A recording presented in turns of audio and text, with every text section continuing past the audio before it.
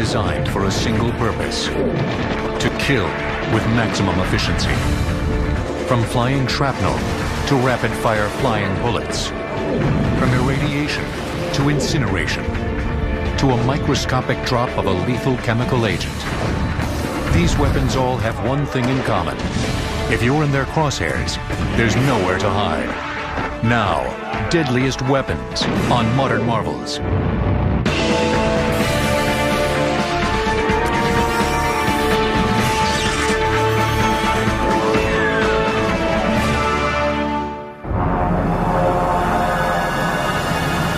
On a cloudy fall day, a Soviet Tu-95 bomber flies over the island Novaya Zemlya, located in the Arctic Sea. Reaching a height of 35,000 feet, the pilot drops his ordnance. The Tsar Bomba, a 50-megaton nuclear bomb. Within moments, the fusion device detonates, shooting a flash of light through the atmosphere, visible from 600 miles away.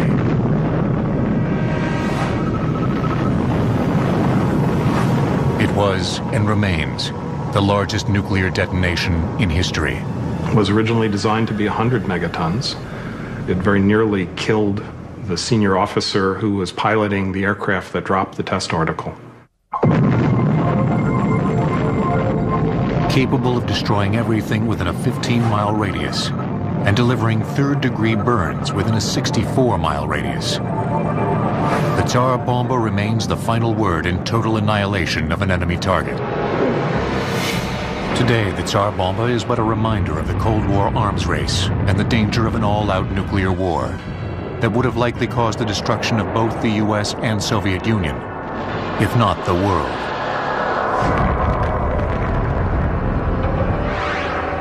Yet the threat of nuclear attack from our former adversary remains. The risk of accidental attack is more serious, I think, than most people realize. The Russians maintain a large nuclear arsenal. Since the collapse of the Soviet Union, they've had a huge economic setback. Their warning system has deteriorated terribly. There are gaps in their radars. Their satellites have broken down. The Russians, of course, reassure us that, no, we have nothing to worry about. But the consequences would be so grave that we should take it very, very seriously, even if it has a minuscule chance of happening at all. The threat of a nuclear attack from a rogue nation or a well-organized stateless group is also cause for grave concern. Whether North Korea has nuclear weapons is very much in the press today. Should terrorists get their hands on sufficient nuclear materials, either to make a non-nuclear weapon, a radiological weapon, or to actually get a nuclear detonation, however small, would be a horrendous attack. The evolution of precision guidance systems has eliminated the need for large-yield nuclear weapons like the Tsar Bomba. But make no mistake, the detonation of a 1-megaton nuclear bomb would yield more destructive power than any weapon the world has ever seen. Weapon: thermonuclear warhead. Yield: 1 megaton surface blast. Energy released: blast 50%. Thermal radiation 40%. Fallout 10%. To comprehend the true lethality of a thermonuclear explosion requires an understanding of the massive amount of energy that's released upon detonation. When a thermonuclear bomb detonates, an instantaneous fission reaction creates a secondary fusion reaction, fusing hydrogen and its isotopes together to form helium, releasing enormous amounts of energy. And it occurs in a very small volume. Therefore, the total energy divided by the volume is very large. And that means the temperatures are stupendously high. Temperatures that are higher than the center of the sun.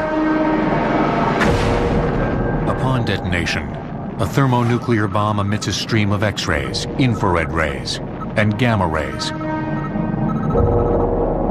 This is referred to as thermal radiation. and is visible to the naked eye in the form of a brilliant flash of light, lasting from 1 to 10 seconds. It emits all of this X radiation that's absorbed by the air around it. The outside of the air is burning. It's forming basically smog. The nitrogen and the oxygen are reacting, turns brown, and so the light coming out actually goes down until that burns off, and then it goes up again. The heat from the infrared rays will set people and buildings on fire. The X-rays will irradiate those closest to the explosion. The X-rays don't get very far. They're absorbed by the air. The air is then heated up by these X-rays to millions of degrees. The immense heat expands the air around the point of impact, creating a spherical shock wave and winds that can reach hundreds of miles per hour. And if it were a humid day, you would be able to see that shock wave running along the ground and through the air, because it would cause instant condensation of moisture in the atmosphere, and you'd see sort of a white ghost of a shock wave traveling through the air. The wind from the shock wave extinguishes the fires caused by the thermal radiation, but will flatten everything in its path within a radius of 2 miles. You get the expansion out, but then the thermal plume of the bomb is rising. The mushroom cloud is forming. And so you'll get a counterflow, which when air flows up, it sucks things in, and so you get a reversal of the flow as things flow back toward the detonation center and rise. A 1 megaton surface explosion will lift tons of soil up into the mushroom cloud, which will become irradiated and return as fallout. The heaviest fallout particles will rain down closest to ground zero. People exposed to this fallout will die in a matter of hours from acute radiation sickness. The smaller particles may travel thousands of miles, depending on wind velocity. If you ingest the material and it stays in your body, the long-term impact is that it can produce significant excess cancer of various sorts. The combination of thermal radiation, shockwave, and fallout could potentially kill millions, making the thermonuclear bomb easily the world's deadliest weapon. By 2004, the nuclear fraternity consisted of 7 countries that had all detonated nuclear devices. Other countries were desperately working toward joining the family. Thus, there appears to be no end in sight to nuclear proliferation, and no end to the threat of attack from the world's deadliest weapon. According to the Center for Defense Information, there are approximately 30,000 intact nuclear warheads worldwide. All but 200 are retained by the United States and Russia. Deadliest Weapons will return on Modern Marvels. It's one of the deadliest chemical agents ever created. Within seconds of exposure, symptoms of nausea and convulsions take over. Without emergency treatment, paralysis, respiratory failure, and death can occur within minutes. This deadly killer is the nerve agent VX. Weapon VX. Classification organophosphate. Lethal dose 30 micrograms. The organophosphate type of chemicals are considered nerve agents because they attack the nervous system. The nervous system controls all of the functions of the body, and so by interrupting or stimulating that, you get all these various effects. VX in its normal state is a tasteless, odorless liquid that can be absorbed through the skin in seconds. When heated, it turns into a lingering vapor that, if inhaled, is even more deadly. VX is a persistent agent, which means it's less volatile than the other nerve agents. This means that when it's exposed to the air, the material doesn't go up into the air, and it lasts much longer. To give you an idea of how toxic the chemical is, if you pulled a penny out of your pocket, and if you looked at the penny and you looked at Lincoln's eye, it only takes a drop the size of Lincoln's eye to cause lethality. There are no confirmed cases of VX being used on people, but it's widely believed that during Saddam Hussein's chemical attack against the Kurds in 1988, VX was dispersed with deadly results. The attack on the Kurds killed over 5,000. VX is the most potent nerve agent today, but the path to its discovery dates back to before World War I. Chemists knew that many of the chemicals used in the dye industry and other industries could be very deadly. During World War I, the Germans began to weaponize chemicals by putting in artillery shells and portable chemical cylinders and releasing them on the battlefield. And they used them very effectively. Although chemical agents were effective in causing casualties, they were not always lethal. But that would change in the 1930s, when German scientists created the first nerve agent named Tauben. Between 1942 and 1945, they produced 12,000 tons of Tauben, as well as several thousand variations, including sarin. The nerve agents were definitely unique compared to the earlier World War I chemical warfare agents. They had very little smell to them. They began affecting the person very quickly and were much more lethal. When Germany fell to the Allies in 1945, its chemical stockpile was seized, and the United States began producing its own variation of the German nerve agents, which became classified as G agents. The most widely produced was a far more lethal version of sarin nerve gas. But by the early 1950s, an even deadlier nerve agent was discovered. A British company was investigating some insecticides and came across a particularly potent one. They looked at it and then referred it to the United States in about 1953-54 time frame. And the United States looked at it and realized that it was a whole new series of very potent nerve agents that had been discovered. They looked at all of them and then decided that probably VX was the one that they would like to go with. From 1961 to 1968, the United States produced approximately 4,400 tons of VX, enough to kill every human being on the planet. The U.S. stockpile served as a deterrent against the Soviet Union, which had begun producing even larger supplies of chemical agents, including the nerve agents Soman, sarin, and VX. In 1960 and 61, we standardized a artillery projectile, and we came up with a newly designed landmine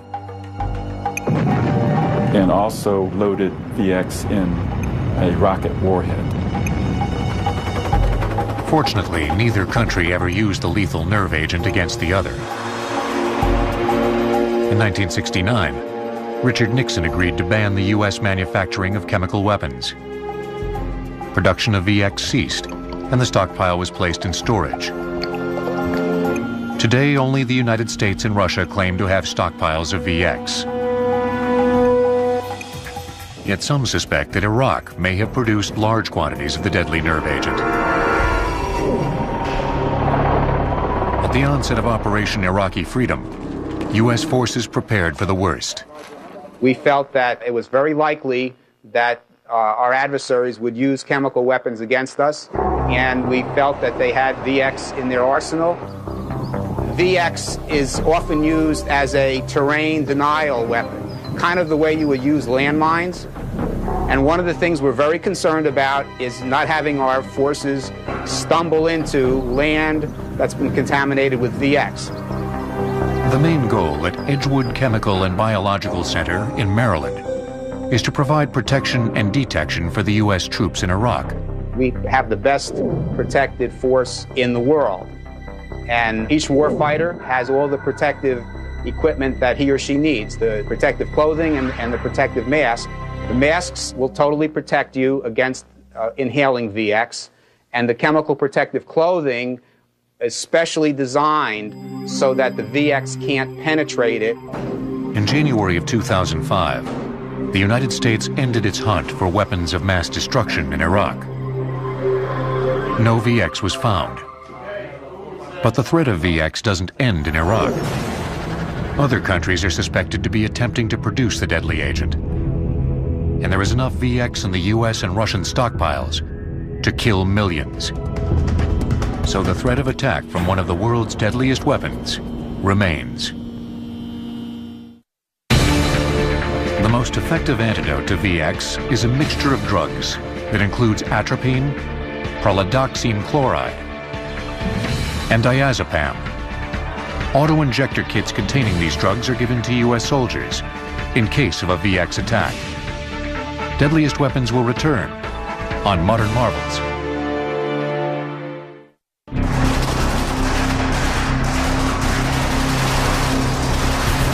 The machine gun.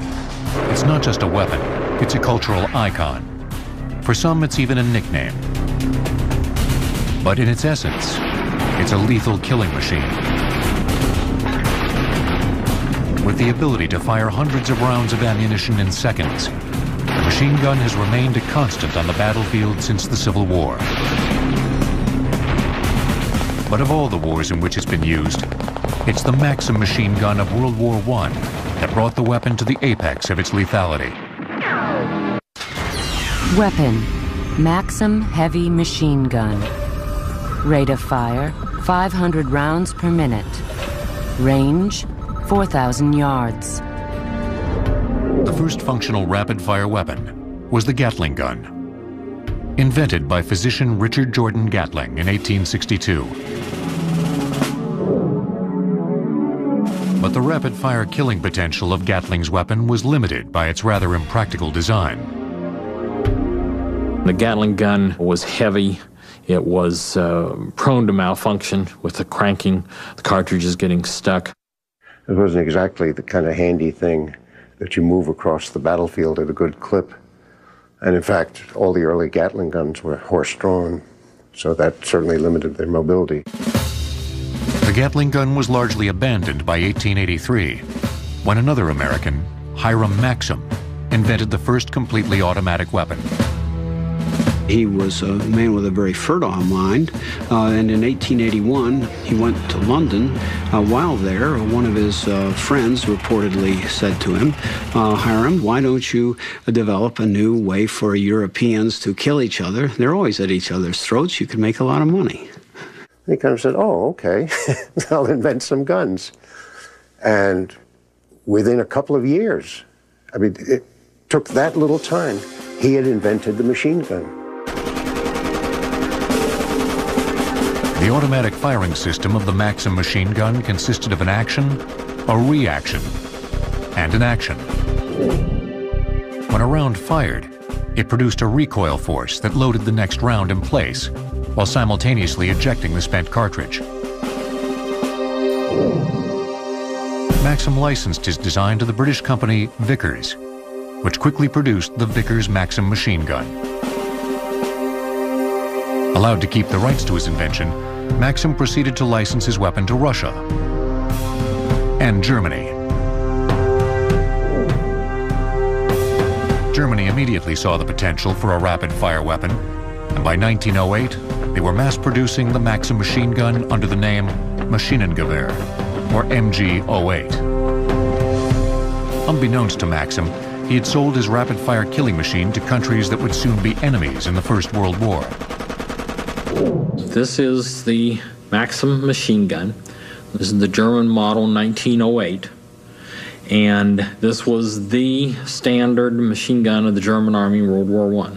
And this large thing that people at first thought it was the actual barrel, but this is actually a water jacket that goes around the barrel. The barrel gets so hot during the firing, the water cools it and keeps it from warping. The ammunition would come in belts of 250 cartridges.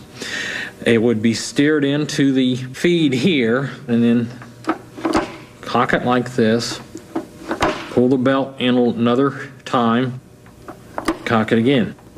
Now you're ready to go. Just both thumbs on the trigger, and you're firing. And if all the conditions are right, you can fire 500 rounds in a minute. World War I created an arena in which the Vickers and MG-08 were pitted against one another.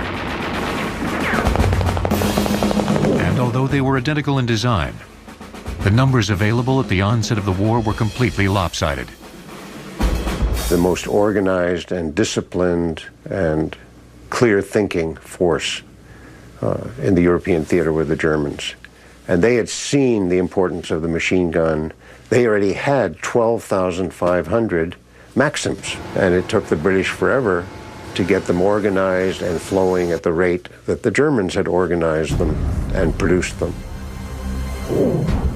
In September 1914, the German offensive into France was stopped at the Battle of the Marne. The Germans, now in a defensive mode, demonstrated the tactical importance of the Maxim machine gun. The homelands to their rear and dug in, the machine gun proves to be the ideal weapon against enemy attackers. The role of the machine gun was to lay down tremendous direct firepower that, until you could learn how to outflank it and to beat it by maneuver, drove everybody into trenches and stagnated the war. A machine gun could wipe out an entire group of men very quickly, thousands and thousands of men in a very short time. Although field commanders knew the dangers of facing machine gun fire in the heavily barbed-wired no-man's land, it did little to change their steadfast tactics. The mentality of stand up and face your enemy and fight was still in the minds of commanders during World War I. It was madness to think that the infantry were still the prime way of carrying a position simply by walking into the face of machine guns, which is exactly the tactics that the British espoused. In no other battle of the war did the Maxim machine gun spill more blood than at the Battle of the Somme in July of 1916. The British commander, Sir Douglas Haig, calculated that by bombarding the German positions with enough artillery fire, he could cut the German defensive wire, force the Germans underground, and that the British infantry then could charge through the cuts in the wire and get through the German lines before the dazed survivors could pop up from their shelters underground. Sir Douglas Haig was wrong. The bombardment did not cut enough of the wire. The Germans had prepared in advance positions 50 feet or more underground so that they could survive this terrific bombardment.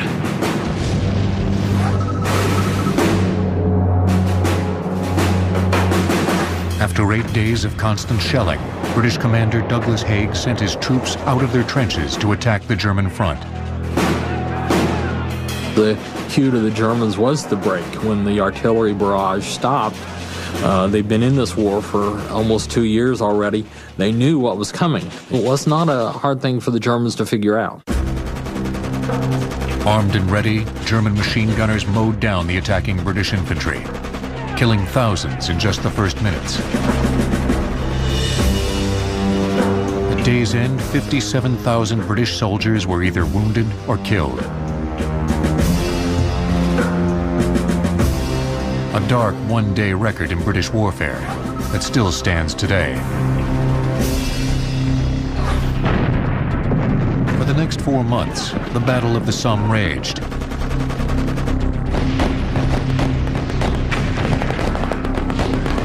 Eventually, the Allies declared victory. But the carnage left behind amounted to nearly 1 million British, French, and German soldiers dead. Many falling to their deaths under a hail of bullets from one of the deadliest weapons ever created, the Maxim machine gun.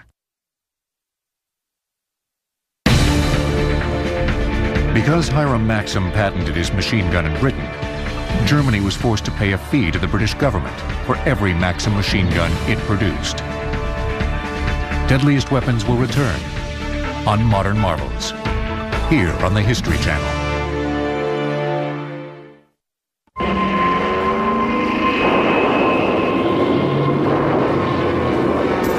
Since the dawn of organized warfare, fire has been employed on the battlefield with deadly results. But in World War II, fire in the form of incendiary bombs reached a new level of lethality by literally transforming cities into hell on Earth.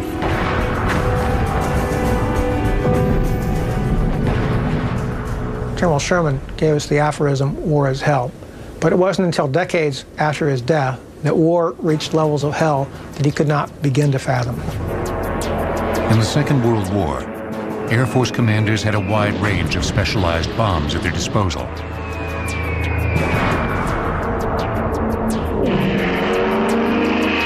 However, if the strategic goal was to destroy an entire city, the preferred bomb was the incendiary. An incendiary bomb typically is composed of a lot of very small devices weighing only a few pounds. They're designed to start a fire, and more importantly, to start a fire that turns into a much bigger fire. Weapon: incendiary bomb.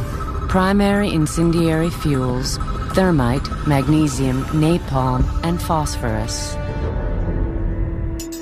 The World War II incendiary bomb resembled a long stick filled with fuel, which was weighted down at one end to provide somewhat accurate delivery. The bomb was either dropped as a single projectile or packed inside a casing, which would break apart before impact, dispersing hundreds of incendiary sticks in a cluster. Upon impact, a heat-producing chemical activated the incendiary fuel.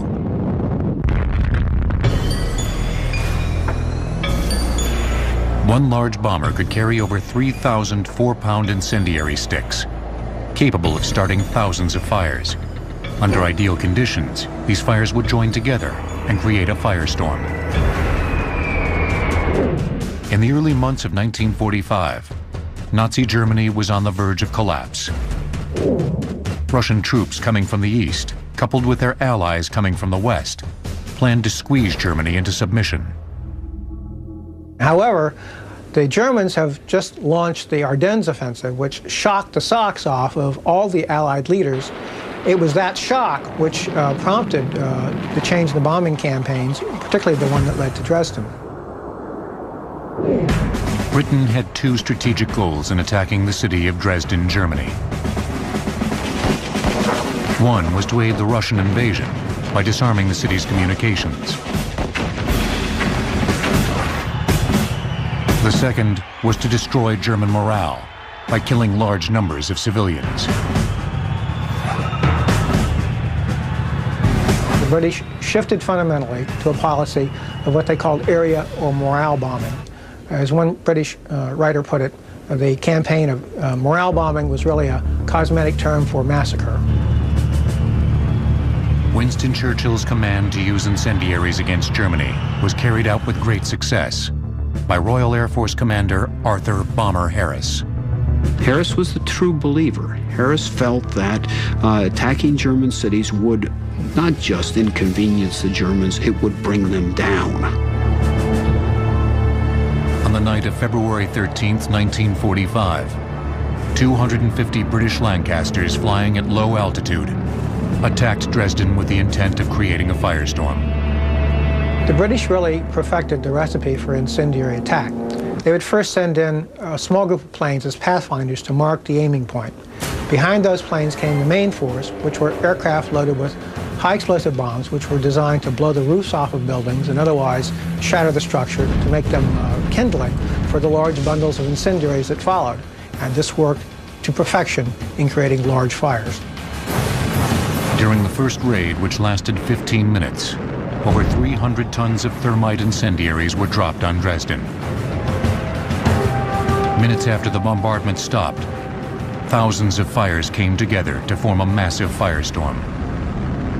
That fire thrusts up a fountain column of incandescent gases and burning debris which spread the fire. But more importantly, it acts like a bellows. It sucks in air and oxygen into the fire at winds of gale force, which frequently will suck individuals back into the fire. Temperatures inside the core of the firestorm reached upwards of 1,500 degrees Celsius. You had the most horrific scenes of, thousands of women, babies trapped in these infernos with these superheated 100-mile-an-hour winds, burning them up.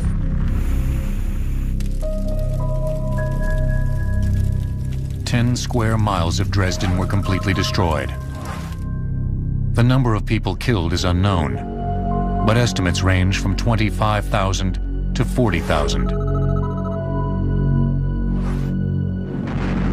As horrific as the burning of Dresden was, it was only a taste of what was to come. Less than a month later, the United States began firebombing Japanese cities, utilizing a new incendiary fuel called napalm. The Army Air Force realized early in the war that their two incendiary bombs relied upon either rubber or magnesium, both of which were in terribly short supply. They came up with a compound of naphthenic and palmitic acids, which were contracted to be called napalm, which was mixed with gasoline and produced by far the most effective incendiary device of World War II.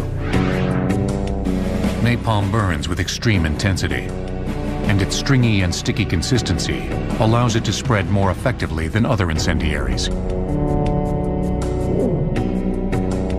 By March of 1945, Curtis LeMay, in charge of the 21st Bomber Command, concluded that high-altitude daytime bombing was simply not accurate enough to be effective against Japanese targets.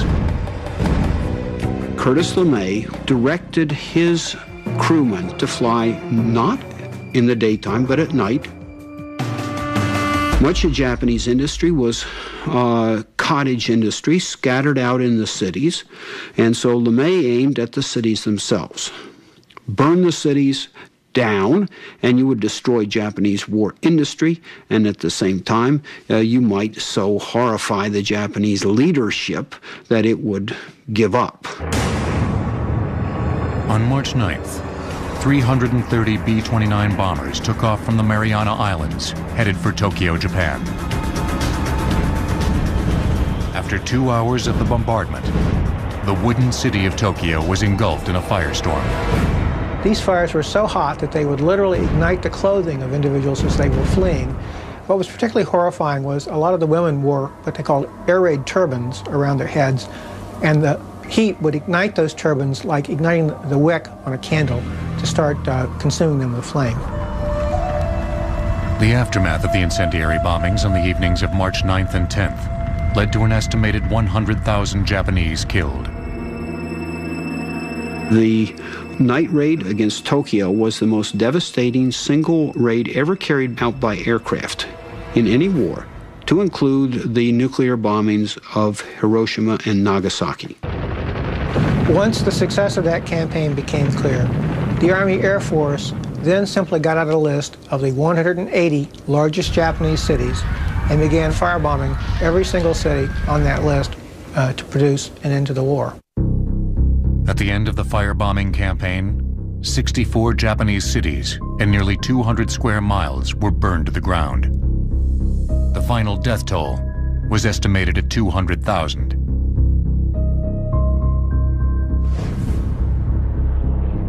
Technological advancements in precision-guided missiles eventually put an end to incendiary carpet bombing.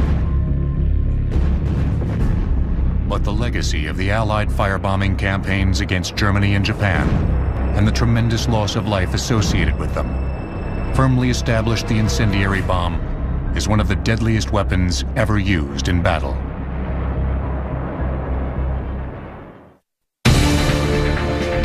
In 1980, a United Nations convention banned the use of napalm and other incendiaries against civilian populations.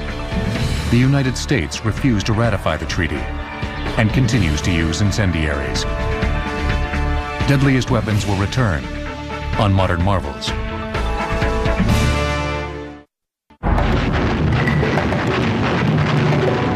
In World War II, the United States and Japan engaged in a series of carrier battles that would play a crucial role in deciding the battle for the Pacific.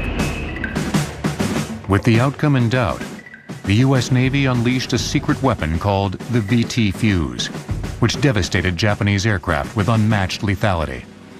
If you were making a list of the most important technological breakthroughs that came out of World War II, just below the atomic bomb and radar in general, you would list the VT Fuse, which absolutely transformed the effectiveness of anti-aircraft fire. Before the U.S. became involved in the Second World War, the Navy realized that a revolutionary advance in anti-aircraft fuses would be necessary to combat the growing effectiveness of the airplane. To shoot down an airplane required an average of 2,400 rounds of ammunition early in the war. Hitting an aircraft moving at high speed in 3 dimensions with a gun on the ship is one of the most difficult feats in warfare. There's simply too many variables to be accurately predicted. The difficulty in shooting down enemy aircraft was largely due to the inadequacies associated with anti-aircraft fuses. A fuse is either a mechanical or electronic detonating device designed to set off the bursting charge of a projectile, bomb, or torpedo. Although all fuses serve the same function, the triggering mechanism varies. 2 different types of fuses were available to the major navies. One type of fuse was the contact fuse. That is, the projectile actually had to hit the aircraft for the fuse to detonate the projectile. The chances of hitting an aircraft were slender. A better fuse was a fuse activated by time. The gunners would set the fuse as the projectile was loaded into the gun. The fuse would detonate after a predetermined time. If your guesstimate is off by even a couple of seconds, the projectile will be hopelessly out of range of the aircraft. The remedy was to create a fuse that used a high-frequency signal to detonate within proximity of the target. Weapon, proximity fuse. Detonation method, remote sensing of target. The task of finding a high-frequency mechanism small enough to fit on an artillery shell and durable enough to withstand the 20,000 G-force associated with being shot out of a gun were believed to be too difficult to overcome. But at the Applied Physics Laboratory at Johns Hopkins University, physicist Merle Tuve and a group of scientists, engineers, and ham radio experts embraced the challenge. Merle was a genius. He was a rough, tough, slightly profane individual. I hated the man, but hate and love are very close. Early in the program, Tuve determined that using radio frequencies would be the most practical way to create an effective proximity fuse. A radio proximity fuse works by emitting radio frequencies from an oscillator, which bounce off the reflective surface of an object, such as an enemy aircraft. The reflected pulse then returns amplified, triggering the fuse detonator and exploding the projectile. If detonation occurs close enough to the target, fragments from the exploding shell will destroy it. The problems that were faced in the development of a proximity fuse were first to choose the mechanism, the type of fuse. We did not have transistors, and therefore were dependent upon vacuum tubes. Vacuum tubes were not intended for this class of environment. However, early experimentation found that there was at least the potential for making the commercial subminiature vacuum tubes withstand that environment. In 1941, miniature commercial vacuum tubes engineered by Sylvania and others were sent to the Applied Physics Laboratory. There, they were incorporated into the first test fuses, named the Mark 32 VT fuse. Every day we would build perhaps 30 fuse units that would be driven to the test field and fired the following day. Meanwhile, we would be building another group of fuses according to a new prescription. Under a veil of secrecy, the Applied Physics Laboratory worked on perfecting the radio proximity fuse for the next 18 months. In January 1942, the VT fuse reached a success rate of 50% when within proximity of its target. Deemed more effective than the saturation shelling needed for contact and time fuses, the U.S. Ordnance Committee fully endorsed the VT fuse project. Mass production began immediately. We didn't work 8-hour days. We worked whatever the job called for. On one occasion, I worked for 48 hours straight. And everybody else desperately wanted to contribute toward the winning of that war. The pressures were huge. In January of 1943, a naval anti-aircraft gun equipped with the first batch of proximity-fused projectiles shot down an attacking Japanese plane. One target, one kill. The proximity fuse had arrived. Earlier, it took 2,400 shells to bring down an aircraft. The number now was 400. So you have a 6-fold increase in anti-aircraft effectiveness with this fuse. Proximity fuses were quickly sent to the naval fleet in the Pacific.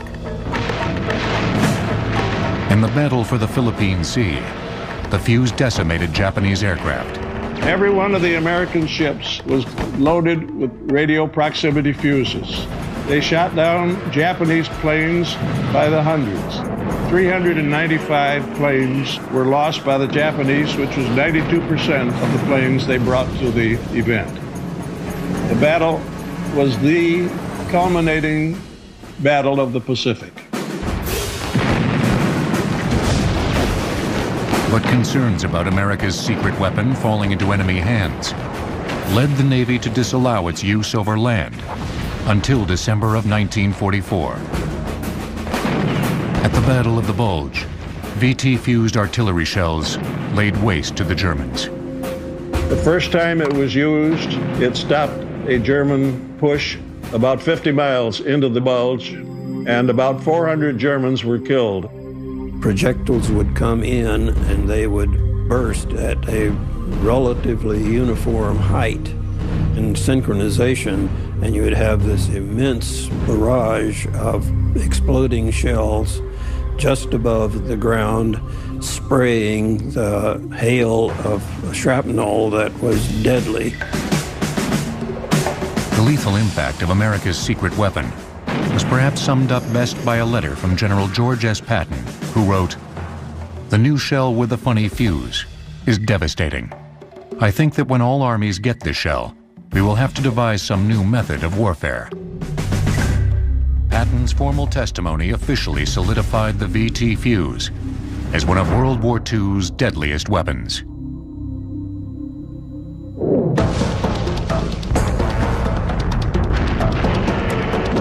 The violent century that gave rise to the deadliest weapons the world has ever seen has also left behind a surplus of lesser weapons available on the black market that may prove to be just as deadly. Small arms and light weapons take the lives of hundreds of thousands of people each year in ordinary crime and also in conflict zones. They perpetuate conflict. There's 630 million of these weapons in circulation today. Now that's in government stockpiles as well as on the black market. In 1993, Somalian insurgents demonstrated what a well-funded and well-armed militia is capable of achieving. Somali militiamen, using only small arms and light weapons, forced the United States and its $1 billion worth of sophisticated military technology from Somalia. The decisive weapon, the rocket-propelled grenade. 40-year-old Soviet military technology that can be acquired on the black market often for less than $1,000. The proliferation of the small arms black market has paved the way for well-funded terrorist groups and rogue nations to kill indiscriminately and without consequence. But what will the consequences be if they get access to the world's deadliest weapon? If uranium enrichment becomes very easy, lots of countries can build nuclear weapons. And what will the world look like when anybody can kill everybody? The result may be an even deadlier world, where nuclear weapons may no longer deter, and all it takes to kill hundreds of thousands is a cause and currency.